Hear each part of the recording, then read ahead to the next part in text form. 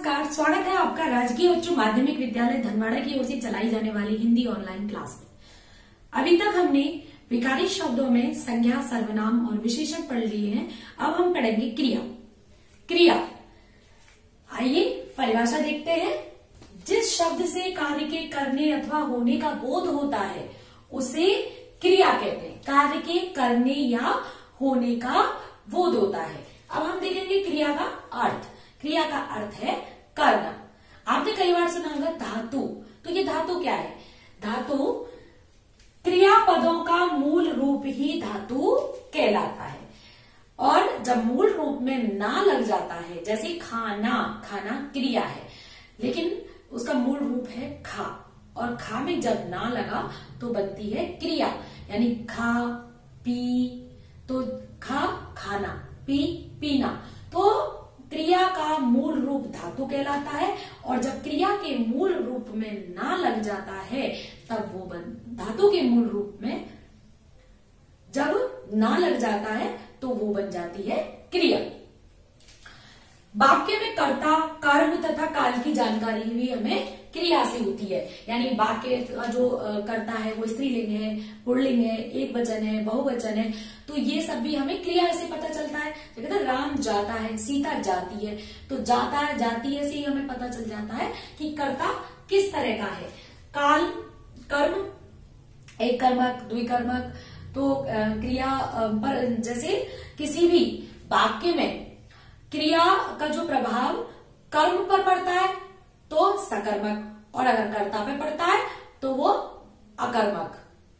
उसी इस तरह से वाक्य का हमें पता चलता है। काल क्रिया भूत काल की है, वर्तमान की है, भविष्य की है। तो वो वाक्य जैसे हम टेंस पढ़ते हैं उस समय भी तो कि ता है, ती है, ते है, तो वो क्रिया के बारे में ही तो बता रहे होते। तो वाक्य वर्तमान काल का है, भविष्य का है, भूतकाल का है, वो भी हमें क्रिया के आधार पर ही पता चलता है। तो कर्ता, कर्म तथा काल की जानकारी हमें क्रिया से होती है। क्रिया के भी कर्म के आधार पर, संरचना के आधार पर और काल के आधार पर।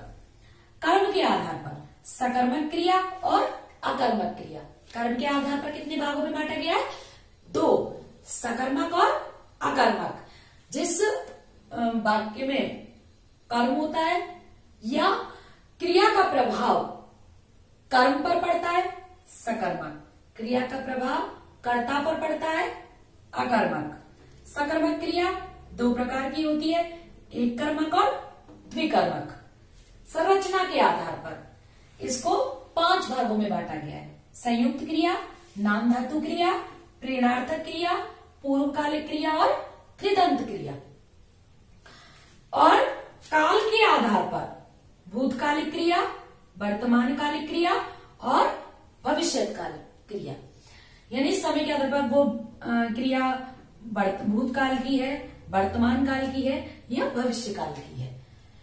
जैसे हम टेंस भी पढ़ते हैं तो प्रेजेंट, पास्ट, फ्यूचर, उसी तरह से काल के आधार पर भी क्रिया को 3 भागों में बांटा गया है।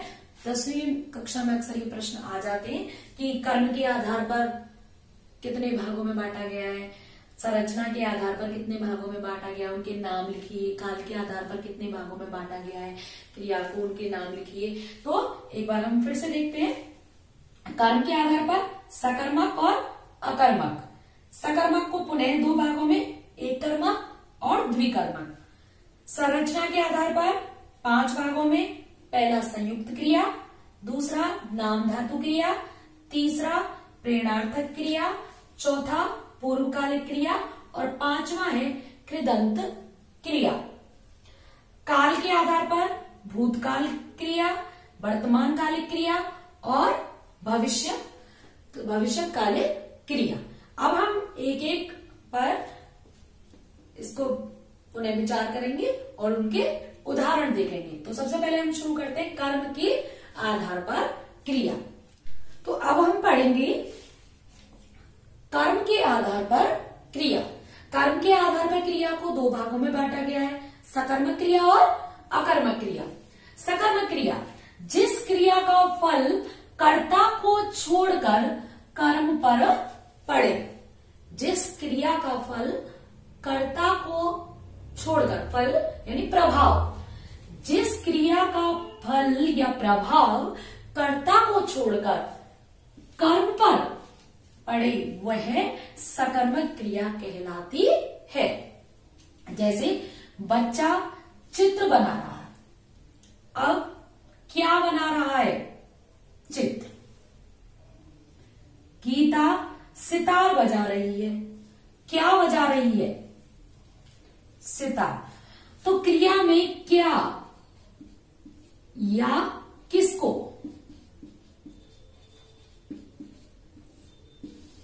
लगाने से जो निकल कर आता है वो कर्म होता है। तो क्या बजा रही है? सितार बजा रही है। क्या बना रहा है? चित्र बना रहा है।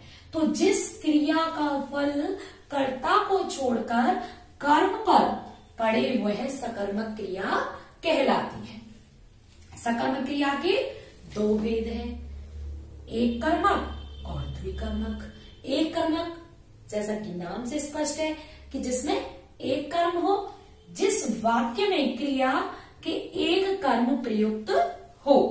मां पढ़ रही है, क्या कर रही है? पढ़ रही है, एक कर्म।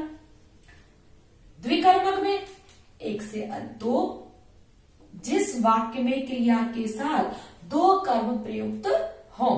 जैसे अध्यापक छात्रों को कंप्यूटर सिखा रहे हैं, तो क्या सिखा रहे हैं? कंप्यूटर। किसको सिखा रहे हैं? छात्रों को। जैसे मैंने अभी बताया, क्या या किसको लगाने से। तो अध्यापक छात्रों को कंप्यूटर सिखा रहे हैं। क्या सिखा रहे हैं? कंप्यूटर। किसको? छात्रों को। तो दो कर्म इसमें प्रयुक्त हुए। तो जिस वाक्य में क्रिया के साथ दो कर्म प्रयुक्त हो वह द्विकर्मक क्रिया होती है। आगे अकर्मक क्रिया।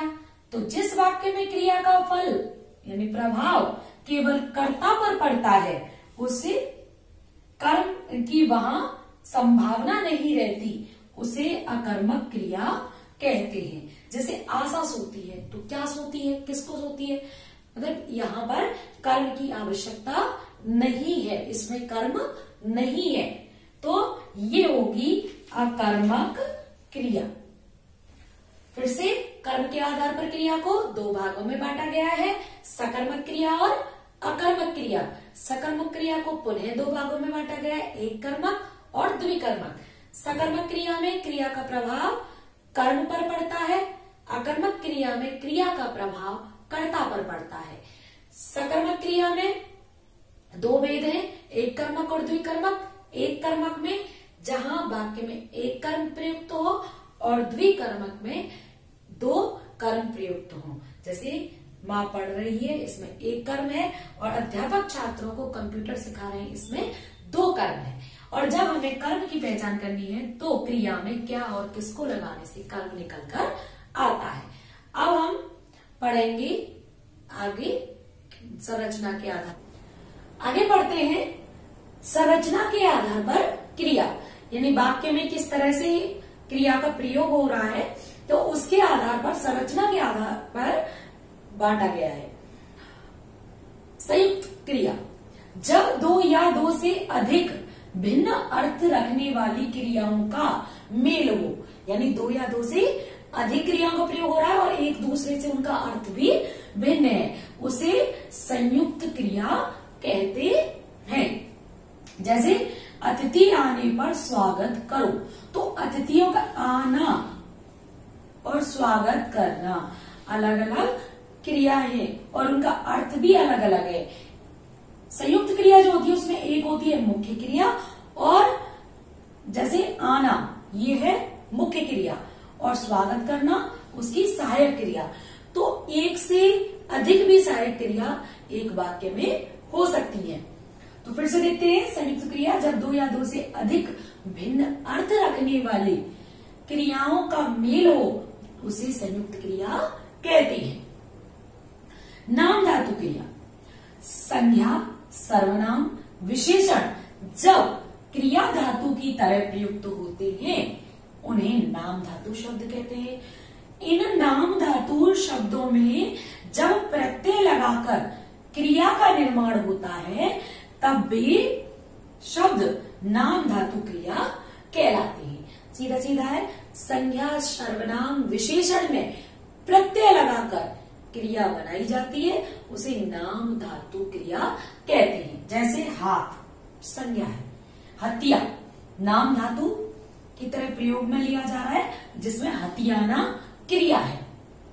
जैसे नरेश ने सुरेश का कमरा हथिया लिया।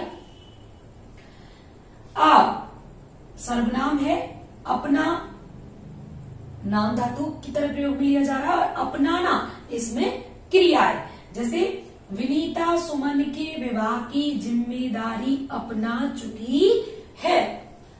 तो संज्ञा सर्वनाम और विशेषण की जब प्रत्यय लगाकर क्रिया के रूप में प्रयोग में लिया जाता है तो वो नाम धातु क्रिया कहलाती है।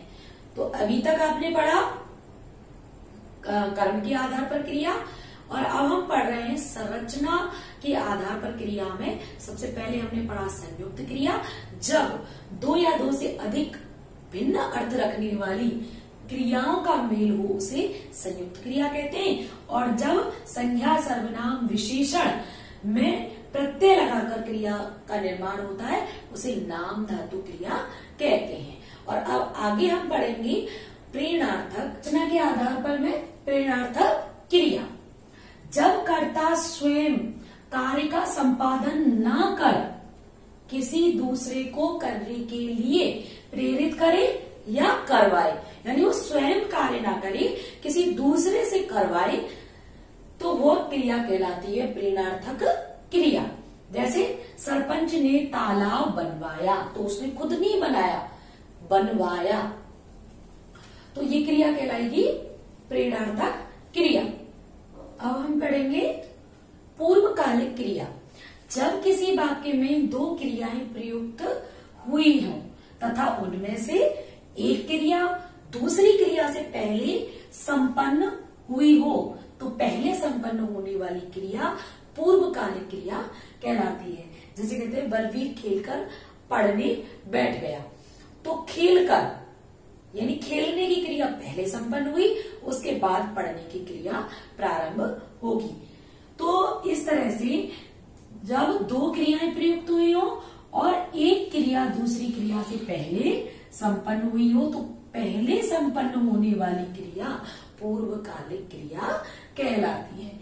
इन क्रियाओं पर लिंग, वचन, पुरुष, काल आदि का कोई प्रभाव नहीं होता। ये क्रिया विशेषण की तरह प्रयोग में आती है, या कह सकते हैं अव्यय की तरह प्रयोग में, अविकारी शब्दों की तरह प्रयोग में आती है। मूल धातु में कर लगाने से बनती है। जैसे पढ़ने, पढ़ना, खेल कर, तो खेल धातु हो गया, खेल कर, पढ़ कर, चल कर, तो मूल धातु में कर लगाने से बनती है। इसका एक रूप तात्कालिक क्रिया भी है, जैसे कि पुलिस के आने से पहले ही चोर भाग गया, यानी एक कार्य पूरी तरह खत्म नहीं होता, उससे दूसरा चालू हो जाता है, तो वो तात्कालिक क्रिया के रूप में है। इस तरह से हमने पढ़ा अभी तक तो संयुक्त क्रिया, नाम धातु क्रिया, प्रेरणार्थक क्रिया, और अभी पढ़ा पूर्वकालिक क्रिया। और अब तो आगे हम पढ़ते हैं कृदंत क्रिया। क्रिया शब्दों से जुड़ने वाले प्रत्यय कृत प्रत्यय कहलाते हैं तथा कृत प्रत्यय के योग से बने शब्द कृदंत कहलाते हैं। क्रिया शब्दों के अंत में प्रत्यय के योग से बनी क्रिया कृदंत क्रिया कहलाती है। जैसे चल, चल से चलना, चलता, चलकर, लिख, लिखना, लिखता, लिखकर। इस तरह से कहने का अभिप्राय यह है कि जब क्रिया में, धातु में प्रत्यय लग जाता है तो वह कृदंत क्रिया बन जाती है। अब यहाँ पर नाम धातु क्रिया और कृदंत क्रिया में यह अंतर है कि नाम धातु क्रिया में तो संज्ञा सर्वनाम विशेषण में प्रत्यय लगने से क्रिया बनती है, उसे नाम धातु क्रिया कहते हैं। और कृदंत क्रिया में क्रिया में ही प्रत्यय लगता है तो उसे कृदंत क्रिया कहते हैं। इस तरह से हमने पढ़ा संरचना के आधार पर क्रिया के भेद। तो सबसे पहले कि संयुक्त क्रिया, नाम धातु क्रिया, प्रेरणार्थक क्रिया, पूर्वकालिक क्रिया और कृदंत क्रिया। और अब हम पढ़ेंगे काल के आधार पर क्रिया के भेद। बीते समय में कार्य के संपन्न होने का बोध होता है।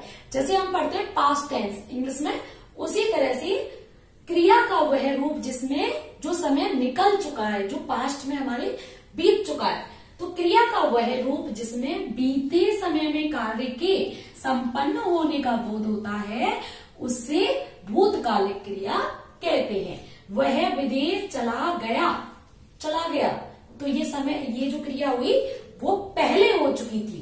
उसी तरह से उसने बहुत मधुर गीत गाया, तो ये भी पहले गाया था। तो ये किसका, कौन सी क्रिया हो गई? भूतकालिक क्रिया। उसी तरह से वर्तमान कालिक क्रिया जो प्रेजेंट में यानी वर्तमान में जो कार्य होने का संकेत करती है। जैसे क्रिया का वह रूप जिसमें वर्तमान काल में कार्य के संपन्न होने का बोध होता है, यानी वो जो प्रेजेंट टाइम चल रहा है उसमें जो समय में कार्य हो रहा है।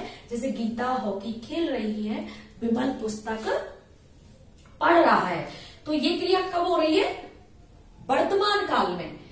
उसी तरह से फ्यूचर यानी भविष्य में, भविष्यकालिक क्रिया, क्रिया का वह रूप जिसमें आने वाले समय में, कब?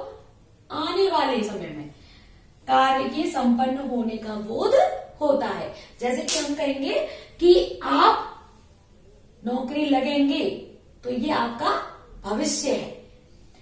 तो उसी तरह से सीमा छुट्टियों में घर जाएगी, दिनेश निबंध प्रतियोगिता में भाग लेगा, तो ये क्या है? भविष्य की बात है। तो काल के आधार पर क्रिया, भूतकालिक क्रिया, वर्तमान कालिक क्रिया और भविष्यकालीन क्रिया। इस तरह से आज हमने पढ़ी क्रिया। किसी भी कार्य का करना या होना पाया जाता है वो क्रिया। धातु क्रिया का मूल रूप है। क्रिया 3 आधार पर बांटी गई है आपके लिए, कर्म के आधार पर, और आपने पढ़ा संरचना के आधार पर और काल के आधार पर। कर्म के आधार पर सकर्मक और अकर्मक क्रिया। सकर्मक क्रिया 2 भागों में बांटी गई है, एक कर्मक और द्विकर्मक में। संरचना के आधार पर क्रिया 5 भागों में बांटी गई है। नंबर 1 द्विकर्मक क्रिया, जिसमें 2 क्रियाओं का प्रयोग होता है, भिन्न अर्थ रखने वाली 2 क्रियाओं का प्रयोग होता है।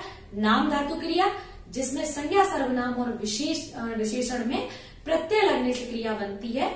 और फिर आपने पढ़ी प्रेरणार्थक क्रिया, जिसमें कार्य स्वयं न करके किसी अन्य से कार्य करवाया जाता है, वो होती है प्रेरणार्थक क्रिया। पूर्वकालिक क्रिया, जिसमें एक कार्य के बाद दूसरा कार्य पूरा होता है। तो जैसे वो खाना खाकर सो गया, तो उसने खाना खाया और फिर सोया, तो इसको तात्कालिक क्रिया भी कहते हैं। एक रूप इसका है कि एक कार्य पहले समाप्त होता है और उसके बाद दूसरा कार्य शुरू होता है। उसी तरह से कृदंत क्रिया, और काल के आधार पर भूतकालिक क्रिया, वर्तमान कालिक क्रिया और भविष्यकालिक क्रिया। तो इस तरह से आपने क्रिया पढ़ी। और अब हम पढ़ेंगे अव्यय या अविकारी शब्द। तो बने रहिए राजकीय उच्च माध्यमिक विद्यालय धनवाड़ा की ओर से चलाई जाने वाली ऑनलाइन